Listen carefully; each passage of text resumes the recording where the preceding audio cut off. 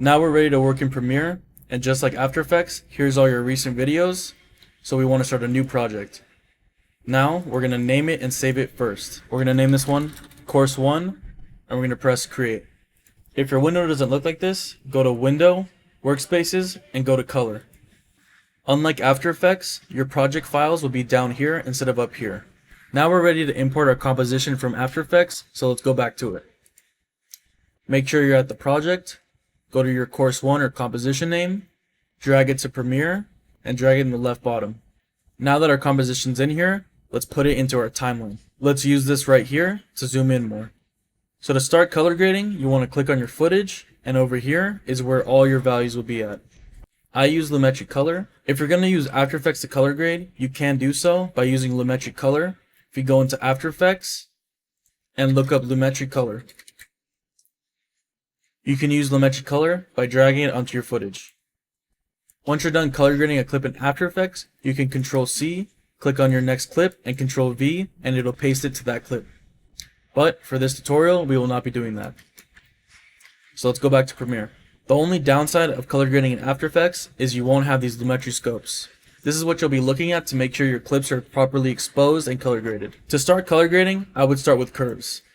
A lot of people already know this if you work in Lightroom, and it's called the S-curve. I like to make 3 points, split evenly. This right here is your midtones, this is your highlights, and this is your shadows and blacks. To reset this, all you want to do is double click. First, let's mess with our midtones. If you're unable to edit this, make sure you have your clip clicked on.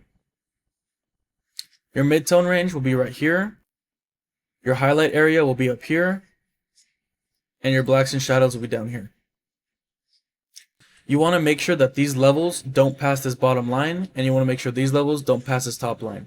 For the midtones, I like to keep it a little bit spread out so you get quality overall. Now that you're satisfied with how it looks, we can go do some final touch-ups and basic correction. I like to increase the contrast to about 25 because this preview is darker than what it would look like on mobile. If you're using my footage is already properly white balanced and you won't need to adjust any of these, but if you're using your own footage, you might need to adjust this. Since I shoot in S-Log3 and you're using my footage, let's go to Creative and increase the saturation by around 25 to 30. For sharpness, I like to bring this to 25. In the more advanced courses, you'll be learning how to use LUTs. But for now, we won't be doing that since you need to learn how to make your own color correction. To preview this, just like After Effects, you can scroll around here and you can press the spacebar.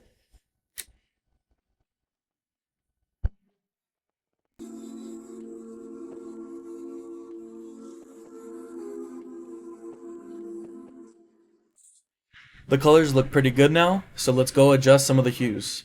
You're going to go down to Curves, scroll down, and this is where you can make all the adjustments to your color. This one will be your saturation, this one will be your hue, and this one will be your luma. I don't normally adjust my luma since sometimes when you want to overexpose something, it'll become a little distorted. So let's change these greens to a little bit more yellow. Instead of selecting 2 points and then adjusting, I like to click on this eyedropper and select that color exactly. So right here is what I'm going to be adjusting for the greens and yellows.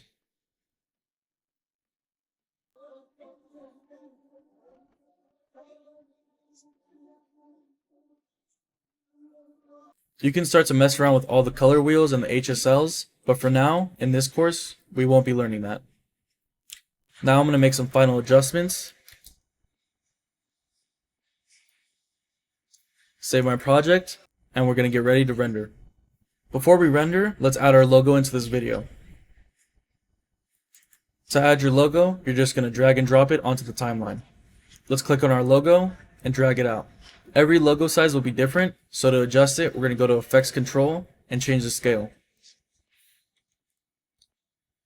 Now we're going to use position by sliding. There's 2 ways to render. You can click on your footage and go to Export, or you can click on your footage and press Ctrl-M. So when you start your render, it'll usually just be a random preset, but we're going to make our own preset. For your format, I personally use H.264. This is the best for Instagram and TikTok, in my opinions. You don't have to use this, but that's what I use. Location set to where you want your video to render to. and here's where you can title it. I'm just going to keep it at Course 1. Go to your Video tab, and here's where you'll adjust all your render settings for the video. For the frame size, we're going to want to change this and match our vertical aspect ratio.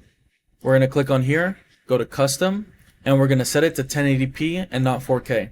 As I said before, I like to downscale my footage to 1080p instead of rendering it in 4K. It'll be a smaller file size and the quality won't get compressed as much.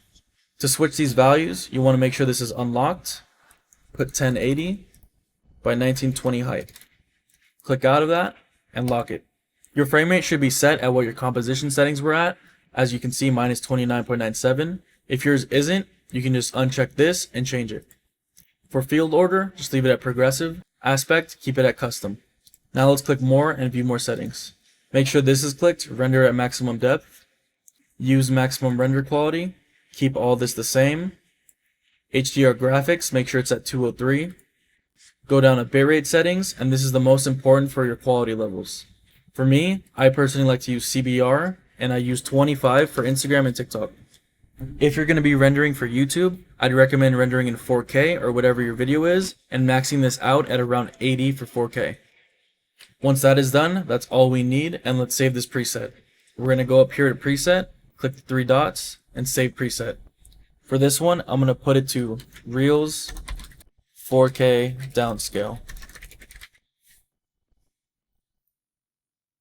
Now that we have our preset set and our location made, we're ready to render, and all you're going to do is press export. I hope you learned a lot in Course 1. This is the basic level entry. You will need to know a lot of these things before you can move on to my advanced courses. Keep active on my social media so you know when they're dropping, and make sure you join my Discord that's only exclusive to my course members. The link will be posted after this, or it'll be in the first lessons.